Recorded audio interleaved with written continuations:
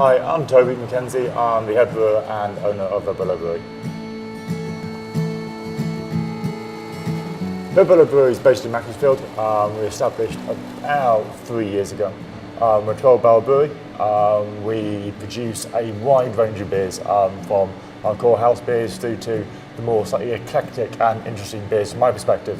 Things like gin and tonic saisons, gooseberry sours and oyster stouts. Basically, we like taking our product seriously but not taking ourselves too seriously. My children are named Sophie Willow and Jake Red. Sophie Willow is named after Buffy the Vampire Slayer character. Fairly big Buffy the Vampire Slayer fan.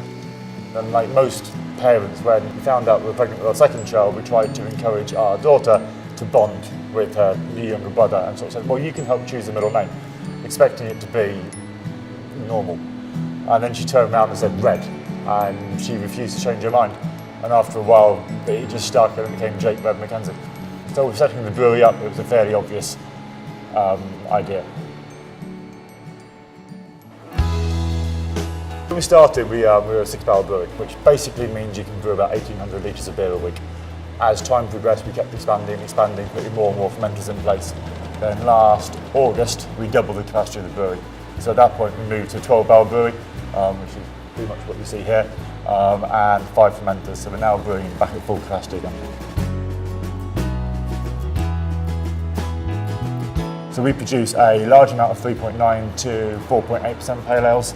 The kind of beers that I genuinely really enjoy drinking in the pub. A classic, sit down, put the world to rights with your friend pint.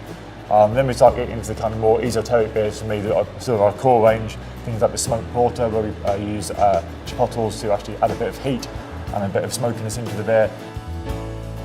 And then on the seasonal variation, we'll start bringing in things like the oyster stout, which we brew once a year.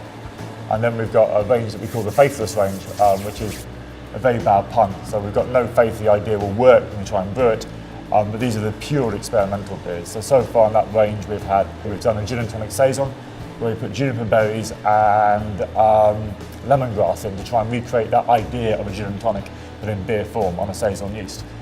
We've done a beetroot stout.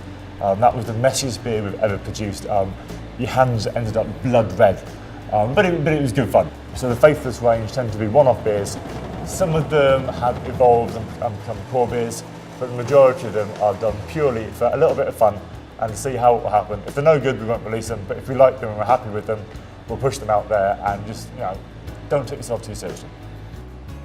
So if you hadn't tried any of our beers before, I think the best one to go for, which should give you sort of the most balanced view of the range that we do, would probably be Reckless, 4.8% pale ale, which is the nice, well-rounded, balanced hoppy beer. I'd say if you're willing to take a bit of a risk, go into things like smokers for smoked porter, which will give you an idea of where we're going at the other end, and then probably either mirthless or headless at the lowest 3.9% level, just to sort of give you that type of spectra of what we do.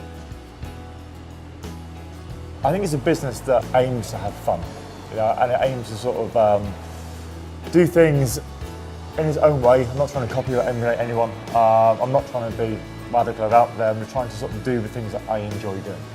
And I think that's the main reason why when we drink our beer and support us, we try and produce the types of beer that we want to drink, and we hope the fact that our customers will agree with that.